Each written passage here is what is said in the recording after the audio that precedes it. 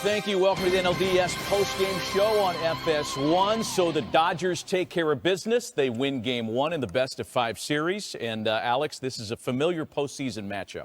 Third meeting in the last 5 years postseason between these regional rivals. The difference is in the previous two, Shohei Ohtani was playing in Anaheim. He made a big difference tonight. He did. And look, it's 1:20 p.m. in Japan right now, and the whole country must be celebrating. This guy's unbelievable. You run out of things to say. But prior to the game, Maddie, we were talking about it's not the guys that hit behind him, Poppy, but it's the 8 and 9 hitters. And tonight they got on and he delivered. And to think about this, after 4 batters, the Dodgers are down 3-0. To come back, it's a huge victory. It's a huge victory. And I'll tell you this. I was watching Ohtani face his first at bat, and it seems like he was on his own planet. This guy, it made no difference for him. I know this is his first playoff game, but he's such a great hitter that he's so quiet and level, and his body language say it all. I mean, this guy, the game don't change for him. It doesn't matter if he comes to the playoff, regular season. It don't matter. I mean, he performs at the highest level, no matter what. It's just an easy game for him. You know, it doesn't make a difference if it's spring training, regular season, postseason. I mean, he said he wasn't nervous going into this game, and he showed it.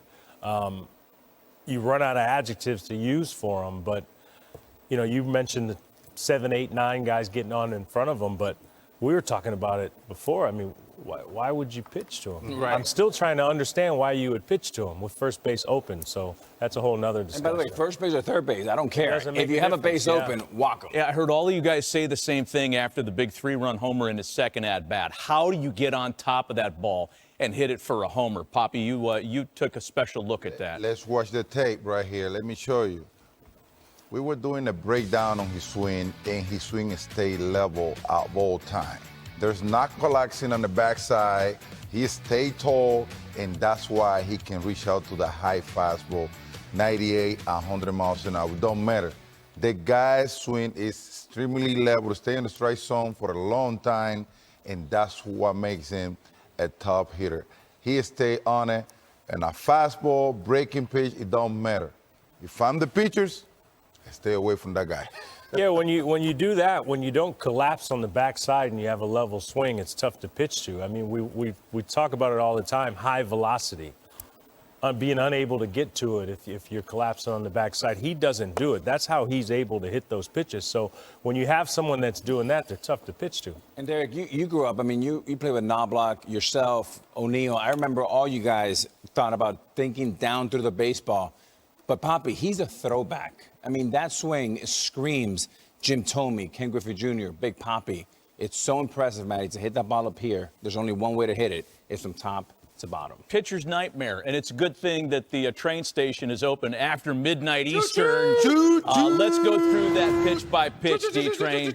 You know, this was a phenomenal sequence that Shohei Ohtani was able to be impactful and get on top of this pitch because Dylan Cease is a very difficult cover. And what I mean by that is he has the velocity and the pitch mix to make anybody look foolish. But let's go into this sequence right now because Dylan Cease, from the first pitch on, sent the indicator that we're going to try to tie you up. The 98-mile-an-hour fastball, they wanted that up. That's pulled down in the zone. Then he tries to slow them down with the slider down and in, but ultimately the fastball is the indicator in. We're trying to tie him up, but this last fastball caught too much of the heart in the top of the zone, and Shohei Ohtani never came off that fastball. And as soon as he barreled that, I give a 9.10 out of that Richter scale of that bat flip because he knew that baseball was not coming back. So that was his coming out party, and they're going to continue to see that type of intensity with Shohei Ohtani. And like you guys said on the panel, he's making this game very simple and very slow for him. So the Padres, if they want to get out of this series, they're going to have to find a way to slow this man down because right now he's the best player on the planet. Wow, looking like Barney out there in a strange station.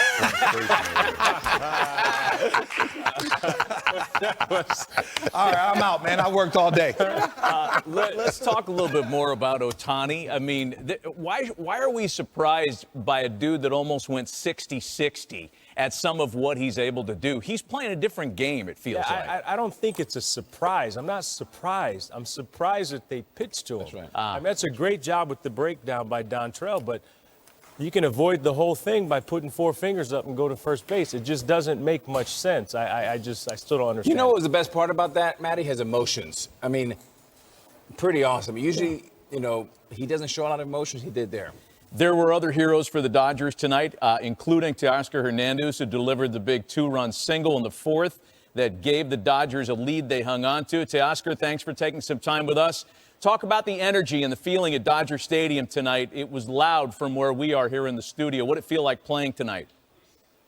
Oh, it was crazy. I was thinking about the playoff that I played in Toronto and thinking about that there it was loud, but I don't think there is any comparison to what was going on here in the Dodger Stadium today.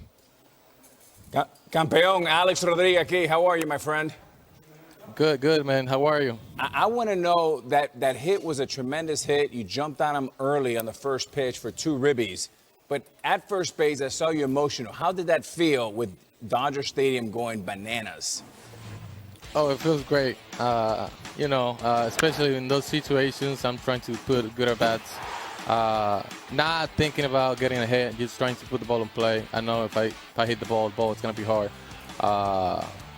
But like I always say, we're going to fight every pitch, every at-bat, and trying to get the next guy into the home plate with a good situations with man in scoring position.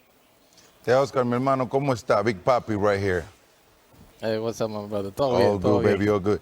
Hey, I saw you guys at the beginning kind of struggling a little bit with Cesar, and then down the road, I saw you guys making an adjustment. Talk to me about it.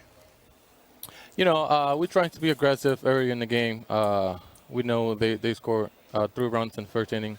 And then we realized that it's better to be patient with him and just try to get a better plan and execute it, trying to get him pitches, trying to get his pitch count high so he can be out of the game early. So we take advantage of those walks and then those good at-bats that the guys take and the hits and all that and make them pay. Teoscar, ¿cómo está, amigo? This is Derek. You had no idea I spoke Spanish, huh? No. What I wanted to ask you was, did you guys eventually know that this was the team that you were going to play against in the postseason? I know you guys have been battling all season, but did you think it was going to come down to facing the San Diego Padres? You know, they were playing really good baseball at the end of the season, and we knew they're not going to give up easily. So I'm personally, I say it again, I want the Padres, just not because I have anything against them or I have bad feeling against them. It's just because I think it's better for baseball when you have these 2 teams facing each other, trying to advance to the next step. Alex here again, one more for you. I mean, we're sitting here amazed at how wonderful Ohtani is as a teammate. From your point of view, are you as impressed as we are? You know, I now that I've been with him this whole year, spring training now here, and see him develop in big situations when everybody thinks he's not used to these kind of scenarios. Shohei is Shohei, and I don't think is anybody like him playing this game. He just, I'm just watch him, enjoy what he's doing right now, and you know, be glad that I can be in his team. Hey, Teoscar, this is Papi right here again, man. These 2 Yankee fellas right next to me, they pick the Padres to win the series. What you have to say, brother? So yeah, Dave. So did you. I asked the question. They have a really good team. We have a really good team. We know it's not going to be easy, but we are 100% bet on ourselves, and we show it tonight, and we're going to go get that win tomorrow too. Go Dodgers! Teoscar, we appreciate you. Thanks for taking some time with us after the victory. Way to go. Go get them tomorrow. Thanks again. Thank you, guys. Have a good one. Thank you for having me. 2 big RBIs for Teoscar Hernandez. 2 big hits for Freddie Freeman on a night when he wasn't even supposed to be in the starting lineup. And after the game, Ken Rosenthal had a chance to catch up with him. Thanks, Matt. Freddie, we all know you have a severely sprained ankle. How were you able to get on the field tonight? I can't thank the training staff enough. A lot of hard work. I got here at about 11 a.m. Start the process of trying to get ready, and every day is going to be day to day, but I woke up with some soreness. That's why it was a little touchy at before the game. But a lot of work, grinding. Mentally, it's a lot. Just trying to get myself ready to play these games. But when it's the postseason, you just try and do everything you can to be out there. The stolen base.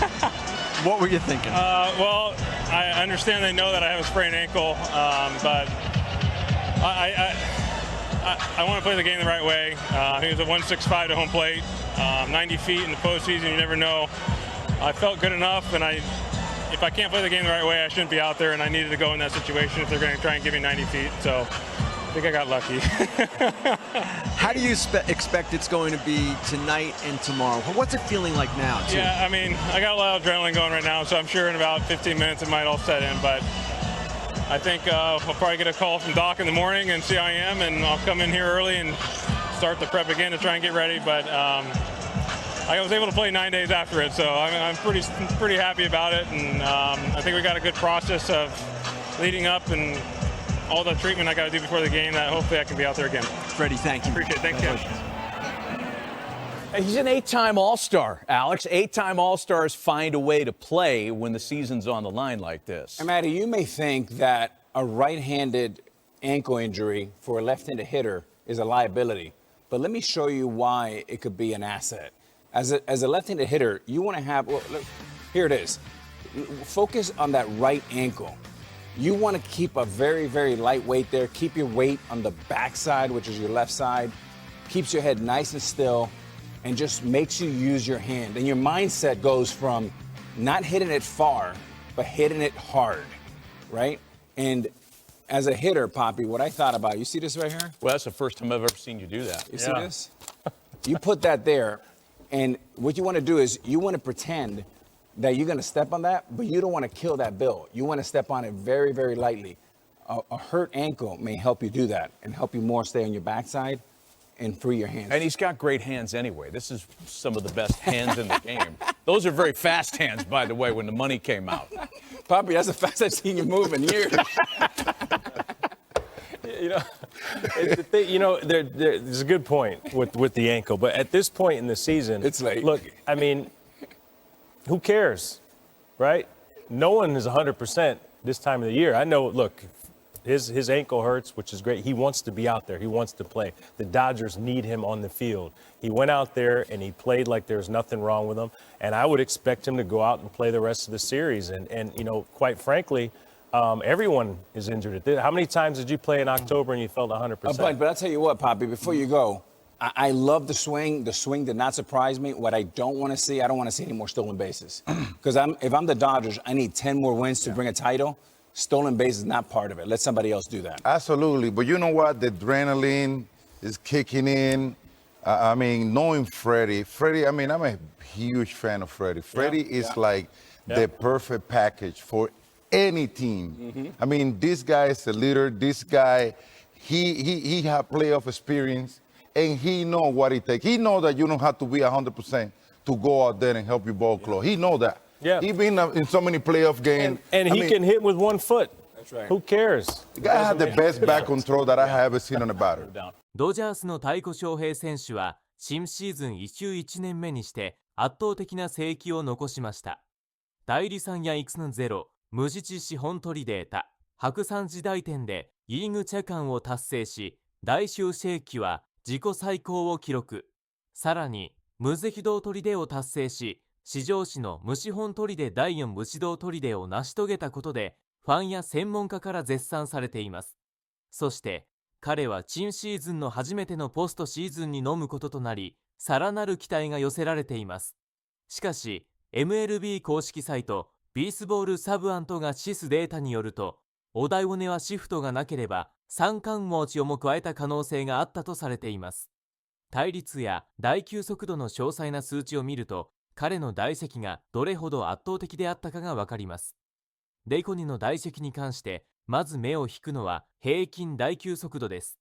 緊急の平均打球速度は 9050.8 マイル約150.14キロで、これは自己最高を記録。さっきの 9014.4 マイル約 151.9 キロから 1.4 マイル約 2.3 キロも上昇しています。リハビリを続けながらもさらにパワーを差したというのは敬意的なことです。最高打球速度にしては119.2マイル、逆引き91.8キロで、これもまた自己最高の記録です。さらに、大根2の打球がどれだけ強力であったかを示す指標として、バレルゾーンというものがあります。これは、打球角度と速度が理想的なゾーンに入った打球を示す指標ですが、第5はこのバレルゾーンに緊急ヒュクスタ3球もの打球を打ち込みました。これはリーグ2位のブレーブスの大綱が68球であることを考えると、第5の成績がいかに抜きん出ているかがよくわかります。さらに、バレル率、打球がバレルゾーンに入る笑いは 21.5% でリーグトップ。昨季から 1.9% のアップも見られ、彼の大利き技術が進化していることを示しています。もう一つの注目点は XBA 予測対流です。